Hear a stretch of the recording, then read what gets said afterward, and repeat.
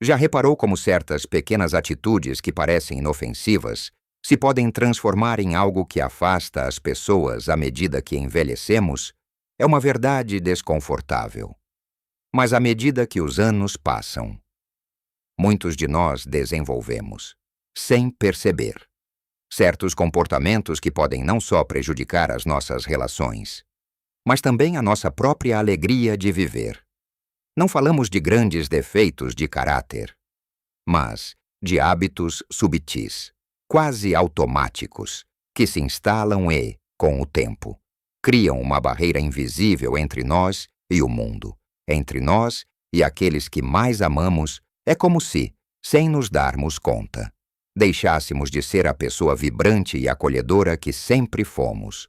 Muitos destes gestos, destas formas de estar, não são maliciosos, são, na verdade, muitas vezes, mecanismos de defesa, resultados de medos, frustrações ou até mesmo do cansaço natural da vida. Mas o impacto que tem na forma como somos vistos e, mais importante, na forma como nos sentimos, pode ser profundamente doloroso. Neste vídeo, vamos desvendar 9 desses comportamentos que a maioria das pessoas, infelizmente, intensifica com a idade, muitas vezes sem se dar conta. E não se preocupe, não estamos aqui para julgar, mas para iluminar o caminho. O nosso objetivo é que, ao reconhecer estas atitudes, possa ter o poder de as mudar, de as transformar em algo positivo. Mas, mais importante, vamos partilhar formas simples e práticas de os identificar e de os mudar, para que possa viver os seus anos dourados com mais leveza, mais conexões, mais vitalidade e, acima de tudo, mais felicidade e paz de espírito. Não se trata de uma crítica, mas sim de um convite a uma reflexão profunda e carinhosa sobre como podemos continuar a crescer e a florescer em qualquer idade. Fique conosco até ao fim, porque há um segredo final que o vai surpreender e pode ser a chave para uma transformação verdadeiramente notável na sua vida. Algo que o fará ver os seus dias com uma nova luz.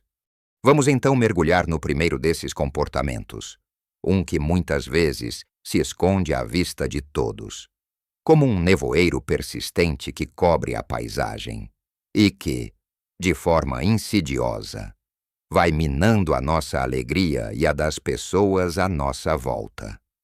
Refiro-me ao excesso de queixas e negatividade. Pense bem, já reparou como é fácil cair na rotina de reclamar de tudo e de todos do tempo, da política, dos vizinhos, da saúde, da fila do supermercado, das notícias na televisão, ou até mesmo da forma como os netos comem a sopa. Não é que não existam motivos para nos queixarmos. Claro que sim. A vida tem os seus desafios e dissabores. Mas quando a queixa se torna o nosso modo de comunicação padrão, a primeira coisa que nos vem à boca, aí sim, torna-se um problema. Começamos a ver o mundo através de uma lente escura, onde tudo é um problema, um obstáculo, uma fonte de irritação. E essa nuvem negra que criamos à nossa volta acaba por afastar as pessoas. Ninguém gosta de estar constantemente perto de alguém que só vê o lado mal das coisas, que só tem palavras de desânimo ou de crítica. Os amigos começam a telefonar menos, os familiares evitam certas conversas, e até a simples visita ao café se torna um momento de desabafo em vez de um encontro de partilha e leveza. Mas o mais triste é que essa negatividade constante não afeta só os outros. Afeta-nos a nós próprios. Ela consome a nossa energia. Fecha-nos a possibilidade de encontrar soluções. E impede-nos de apreciar as pequenas belezas e alegrias que cada dia nos oferece. É um ciclo vicioso que nos prende numa espiral descendente de mau humor e insatisfação.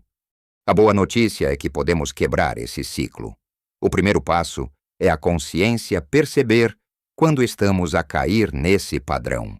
Depois, Podemos fazer um esforço consciente para reformular os nossos pensamentos, em vez de, ai, este tempo que não ajuda em nada. Que tal? Pelo menos hoje a chuva dá uma trégua e o ar está mais fresco. Ou, em vez de, já não se fazem as coisas como antigamente. Tentar é diferente, mas talvez possa ter o seu encanto. Preciso de lhe dar uma oportunidade. Uma prática muito poderosa é a da gratidão.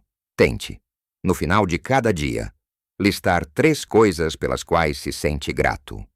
Por mais pequenas que sejam o café quentinho pela manhã, o sorriso do padeiro, a visita inesperada de um amigo, uma canção na rádio. Isso ajuda a reorientar o seu cérebro para o positivo. Limitar a exposição a notícias excessivamente negativas também é fundamental. E quando sentir vontade de reclamar, pergunte-se: esta queixa é necessária? É útil? Vai mudar alguma coisa para melhor? Se a resposta for não, tente encontrar algo positivo para partilhar. Ou simplesmente, aprecie o silêncio. Lembre-se, a sua mente é um jardim, e você decide que sementes vai plantar. A seguir, e muito ligada à anterior, temos a resistência à mudança e a teimosia. A confortável rotina. À medida que envelhecemos, é natural que procuremos segurança e previsibilidade. O familiar torna-se um refúgio. E tudo o que é novo pode parecer ameaçador, ou, no mínimo, um esforço desnecessário. Sempre foi assim que se fez. Eu já vivi muito. Sei o que é bom. Não me venham com modernices. Quem nunca ouviu ou até proferiu estas frases? E a verdade é que muitas vezes essa resistência se manifesta em pequenas coisas do dia a dia, recusar aprender a usar um telemóvel mais moderno, insistir em fazer o caminho mais longo e conhecido para o mercado, em vez de experimentar uma nova rua mais rápida, recusar-se a provar uma receita nova que um familiar preparou com carinho, ou agarrar-se a ideias e opiniões antigas sem sequer considerar que existem outras perspectivas.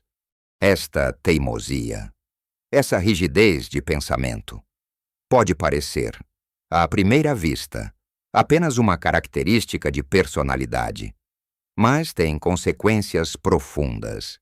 Ela não só nos isola das novas experiências e oportunidades que a vida continua a oferecer, como também cria barreiras nas nossas relações. Os nossos filhos e netos, por exemplo, podem sentir-se frustrados quando tentam partilhar algo novo conosco e encontram uma parede de rejeição. Eles podem começar a pensar que não estamos interessados no seu mundo, nas suas vidas, ou que somos demasiado velhos para entender. Isso leva a que nos falem menos, a que partilhem menos e a que a nossa conexão se enfraqueça. E o pior é que nós próprios ficamos estagnados.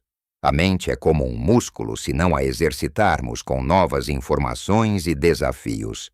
Ela atrofia ao fecharmos-nos ao novo. Perdemos a oportunidade de aprender, de nos mantermos mentalmente ágeis e de descobrir novas paixões e interesses que poderiam enriquecer muito a nossa existência. Para combater esta teimosia gentilmente, comece por pequenas coisas. Tente uma nova marca de café no supermercado. Dê uma volta por um bairro que não conhece. Ou peça aos seus netos para lhe mostrarem como funciona uma aplicação no telemóvel.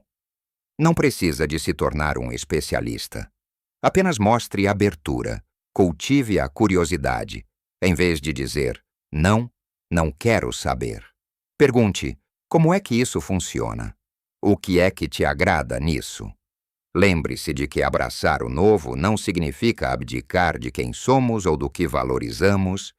Significa apenas expandir os nossos horizontes. Manter a mente jovem e flexível. Às vezes, o maior presente que podemos dar a nós mesmos e aos outros é a vontade de aprender e de crescer. De mostrar que estamos abertos a novas possibilidades. mesmo que a princípio nos pareçam estranhas, e a flexibilidade, quer seja física ou mental. É um pilar essencial para uma vida longa e feliz. E por falar em viver no passado, o terceiro comportamento insidioso é a comparação constante com o passado. O bom velho tempo. A nostalgia é uma emoção poderosa e, em doses moderadas, pode ser um bálsamo para a alma, trazendo-nos recordações queridas e um sentido de continuidade. É natural e até saudável recordarmos os nossos anos de juventude, os desafios superados, as alegrias partilhadas e as pessoas que já partiram. Mas quando essa recordação se transforma numa idealização excessiva do passado, num lamento contínuo de que as coisas já não são como eram, ou naquele tempo é que era bom, então torna-se um fardo. Passamos a ver o presente com desdém, desvalorizando as suas belezas e oportunidades. Porque, na nossa mente, nada se compara ao que já foi. As conversas transformam-se em monólogos sobre o meu tempo, onde as histórias da infância e da juventude são contadas e recontadas, muitas vezes sem espaço para as experiências atuais dos outros. No meu tempo, as crianças eram mais educadas. Aqueles eram os verdadeiros verões, não estes. A comida tinha outro sabor. Agora é tudo artificial. As amizades eram mais verdadeiras. São frases que facilmente nos escapam. Esta constante idealização do passado faz-nos esquecer que, sim, o passado também teve as suas dificuldades, as suas tristezas e os seus desafios. A memória é seletiva e tendemos a recordar apenas os aspectos mais luminosos, ao vivermos presos a um passado romantizado. Impedimos-nos de criar novas memórias, de nos envolvermos com o presente e de encontrar alegria nas pequenas e grandes coisas que acontecem hoje. As pessoas à nossa volta, especialmente as gerações mais novas, podem sentir-se desvalorizadas, como se as suas experiências e o seu mundo não tivessem qualquer interesse ou mérito em comparação com o dourado passado. Sentem que não há espaço para eles nas nossas conversas, que os seus contributos são sempre diminuídos pela sombra de como era antes. Para quebrar este ciclo, a chave é a prática da atenção plena, ou mindfulness. Faça um esforço consciente para viver no agora, quando estiver a tomar o seu café. Sinta o aroma, o calor da chávena nas mãos, o sabor a cada gole, quando estiver com um amigo ou familiar. Ouça realmente o que ele está a dizer sobre a sua vida. Hoje, faça perguntas sobre o presente e o futuro. Partilhe as suas memórias como histórias interessantes, mas não como uma crítica ao tempo atual. Procure ativamente novas experiências. Por mais pequenas que sejam, visite um jardim diferente. Experimente um novo passatempo. Ouça um gênero de música que nunca ouviu. Abrace a ideia de que cada era tem a sua beleza e os seus desafios únicos. E que o presente também oferece muitas razões para sorrir e ser grato. Lembre-se que o maior presente que temos é o hoje. E a forma como o vivemos determina a qualidade da nossa vida. Agora que já pensamos juntos sobre estas primeiras atitudes que podem ensombrar os nossos anos mais maduros, vamos continuar a nossa jornada, porque há outras que se instalam de forma igualmente sutil, mas que merecem a nossa atenção e carinho, para que possamos florir plenamente. O quarto comportamento que tende a intensificar-se com a idade, e que pode ser um verdadeiro veneno para as nossas relações, é o julgamento e a crítica fácil, com a experiência de uma vida inteira. É natural que desenvolvamos um sentido de como as coisas deviam ser. Vimos muita coisa, passamos por muito, e achamos que sabemos o que é certo e o que é errado. No entanto, quando essa sabedoria se transforma num olhar condescendente e crítico sobre os outros, sobre as suas escolhas, a sua aparência, o seu estilo de vida ou as suas opiniões. Cria-se uma atmosfera de tensão e desconforto. É a tendência de rapidamente formar uma opinião negativa e verbalizá-la, mesmo que não nos peçam, e sem ter o contexto completo da situação. Olha para aquele miúdo com o cabelo daquela cor. No meu tempo, os pais davam logo um corretivo. Aquela vizinha está sempre na rua, não tem mais nada que fazer. Com o dinheiro que tem, deviam era arranjar a casa, em vez de viajar. Estes comentários, que muitas vezes nos parecem inofensivos ou até justos, são como pequenos dardos que ferem e afastam. As pessoas começam a sentir-se examinadas, julgadas e, consequentemente, retraem-se. Deixam de partilhar as suas vidas, os seus sonhos, os seus medos, com receio da nossa reação. Acabamos por nos tornar numa figura a ser evitada quando se trata de conversas abertas e sinceras. A crítica fácil fecha as portas ao diálogo, à compreensão e à empatia. Previne-nos de ver a riqueza da diversidade humana, as diferentes perspectivas que podem enriquecer a nossa própria visão do mundo. É como andar com óculos que só nos permitem ver os defeitos e as falhas. E assim, perdemos a beleza e o potencial de cada pessoa e de cada situação. Para contrariar esta tendência, precisamos de cultivar a empatia e a compaixão. Antes de julgar, tente colocar-se no lugar do outro. Pergunte-se: o que estaria esta pessoa a sentir ou a viver para agir desta forma? Lembre-se que cada um tem a sua própria jornada, as suas próprias dores e alegrias, muitas vezes invisíveis aos nossos olhos. Pratique a regra dos 3 filtros antes de falar: é verdade, é bondoso, é necessário. Se a resposta a alguma destas perguntas for não, talvez seja melhor guardar o seu comentário para si. Concentre-se nas suas próprias ações e no seu próprio crescimento, em vez de se focar nas falhas percebidas dos outros. Entenda que a diversidade de pensamento e de estilo de vida é o que torna o mundo tão interessante e vibrante. Aceitar que as pessoas são diferentes e que as suas escolhas podem não ser as nossas, mas são válidas para elas. É um sinal de grande sabedoria e generosidade de espírito. O 5º comportamento, igualmente problemático, é o isolamento social e o fechamento. À medida que os anos avançam, por vezes, surgem dificuldades físicas, a perda de entes queridos, o cansaço ou simplesmente uma preferência crescente pela solitude. No entanto, quando esta preferência se torna um padrão de isolamento excessivo, de recusa a convites e de perda de contato com o mundo, os seus efeitos podem ser devastadores. Hoje não me apetece sair. Estou muito cansado para ir ao café. Já não tenho paciência para convívios. Estas frases, ditas repetidamente, levam a uma diminuição gradual das interações sociais. Começamos a perder o contato com velhos amigos. Deixamos de ir a eventos da comunidade. E até as chamadas telefônicas se tornam mais raras. O problema não é gostar de ter momentos de paz e sossego em casa, longe da confusão. É quando a solitude se transforma em solidão. A solidão é um sentimento doloroso que afeta a nossa saúde mental e física.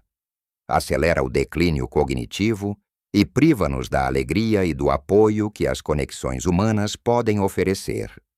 Sentimos falta de rir com alguém, de partilhar uma preocupação, de ter um ombro amigo. Os nossos familiares e amigos, por sua vez, podem interpretar o nosso isolamento como falta de interesse da nossa parte e, com o tempo, podem desistir de tentar chegar até nós. Acabamos por nos sentir invisíveis, o que apenas alimenta ainda mais o ciclo de isolamento. Para combater este fechamento, é fundamental fazer um esforço consciente para manter e criar conexões. Não precisa de ser uma grande festa. Pode ser um simples telefonema diário a um amigo, um café semanal com um vizinho, ou até mesmo um passeio no parque com um familiar. Considere juntar-se a um grupo ou clube local, seja de leitura, de caminhada, de voluntariado, de jogos de cartas, onde possa encontrar pessoas com interesses semelhantes. Peça ajuda aos seus filhos ou netos para aprender a usar videochamadas, para que possa ver e falar com familiares que vivem longe. Lembre-se que a interação social é um nutriente vital para o nosso cérebro e para o nosso espírito. Mesmo uma pequena dose diária de conexão pode fazer uma enorme diferença no seu humor, na sua energia e na sua capacidade de se sentir parte de algo maior. A vida é mais rica quando partilhada. O sexto comportamento insidioso é a insistência em ter sempre razão.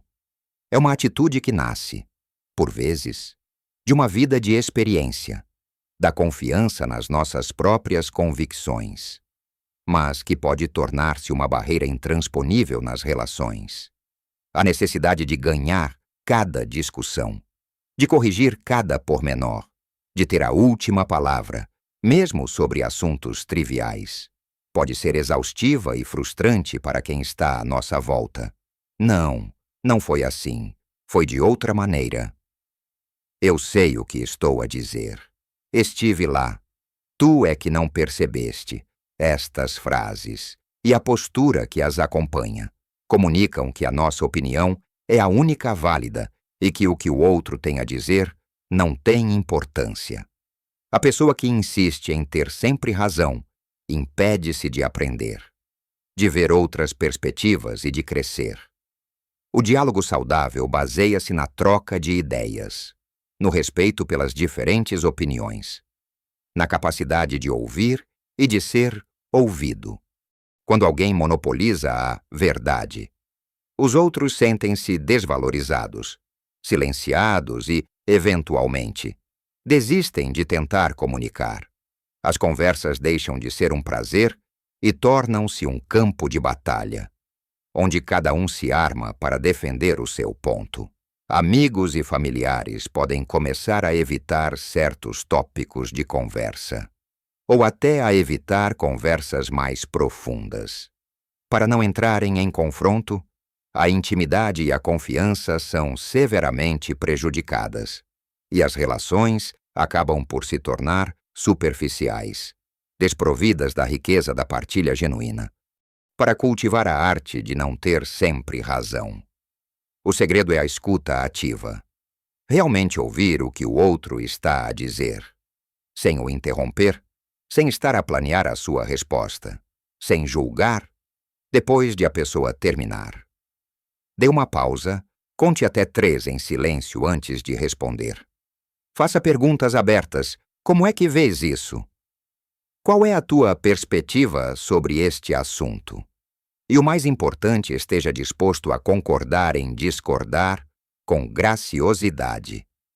Nem toda a discussão precisa de um vencedor. Reconheça que diferentes pessoas têm diferentes verdades baseadas nas suas experiências de vida. Às vezes, ser bondoso, empático e respeitoso é muito mais importante do que estar certo.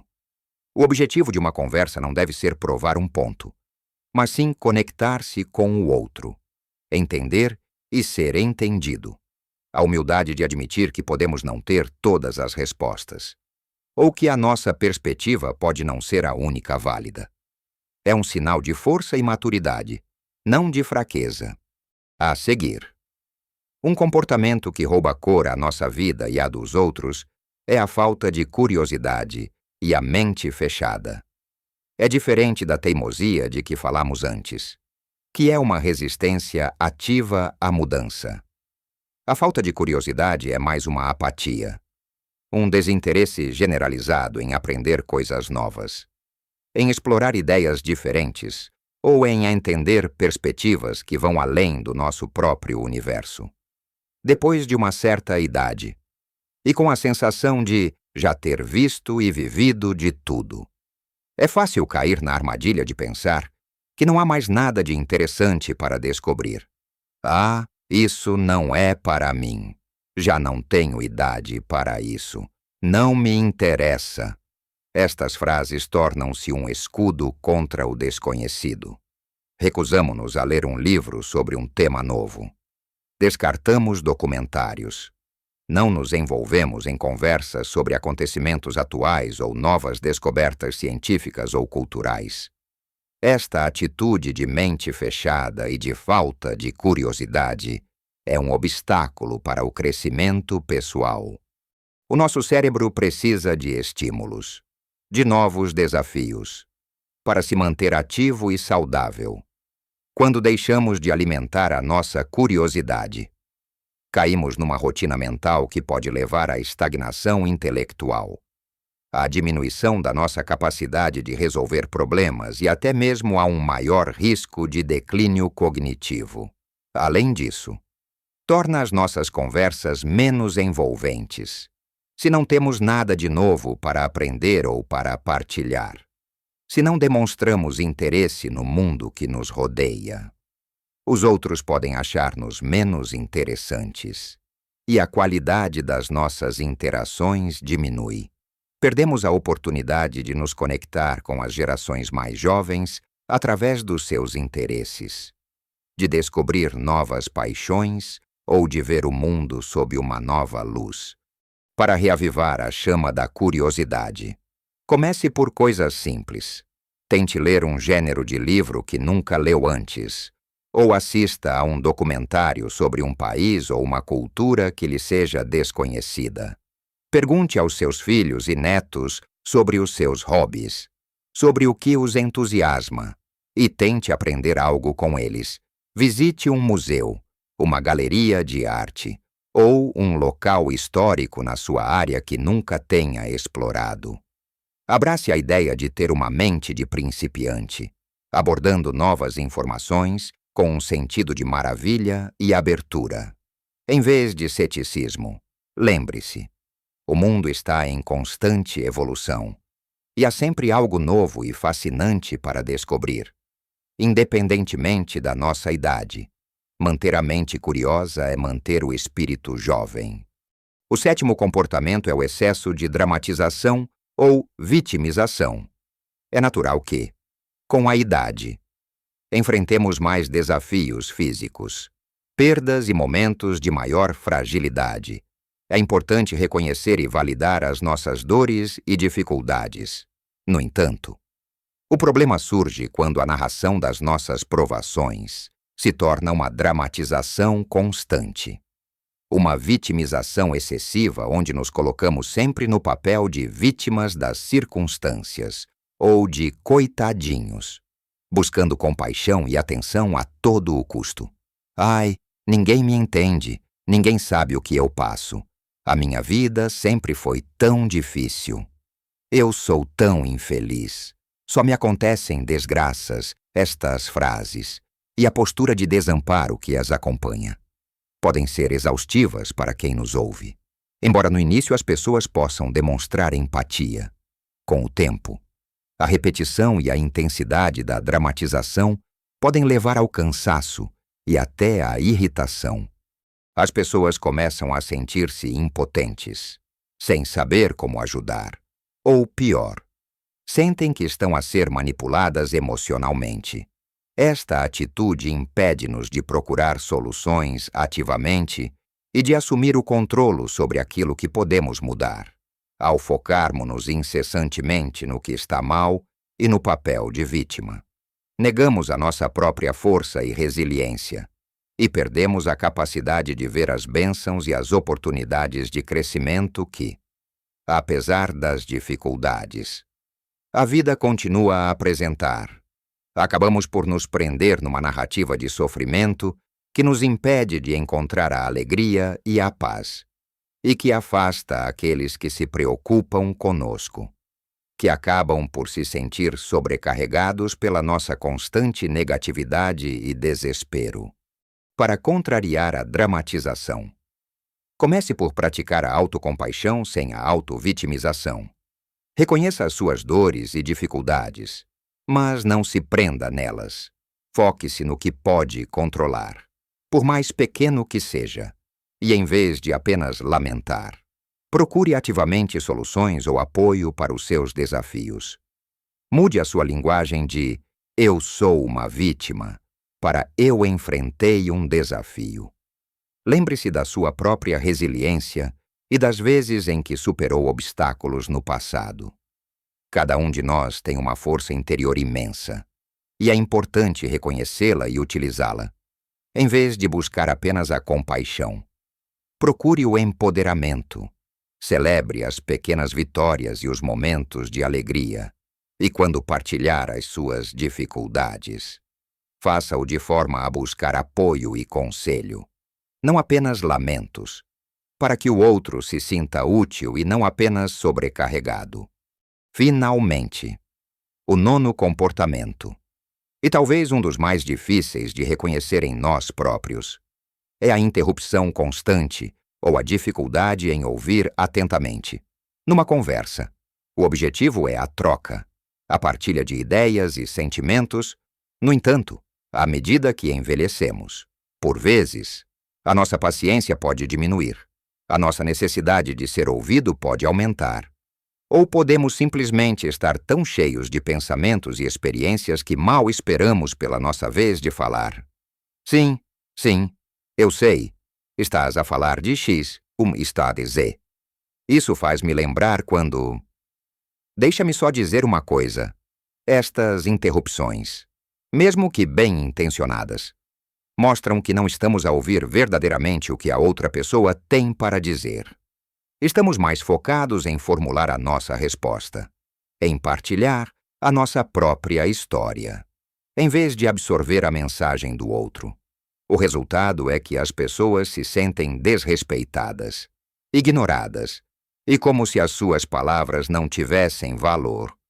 Elas acabam por desistir de tentar ter uma conversa profunda e significativa conosco, sentindo que não há espaço para a sua voz.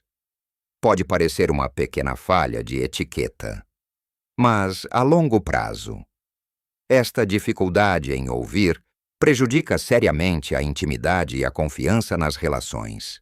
Perde-se a oportunidade de compreender melhor os outros, de aprender com as suas perspectivas e de construir laços mais fortes baseados no respeito mútuo. A sensação de ser ouvido é uma das maiores validações que podemos dar a alguém, e privar os outros disso é empobrecer as nossas próprias conexões. Para melhorar a sua escuta, pratique a pausa depois de a pessoa terminar de falar. Conte até 3 em silêncio antes de responder. Isso dá-lhe tempo para processar o que foi dito e evita a interrupção impulsiva.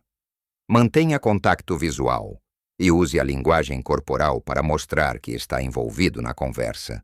Tente resumir o que a outra pessoa disse para garantir que compreendeu então. Se bem percebi, estás a dizer que...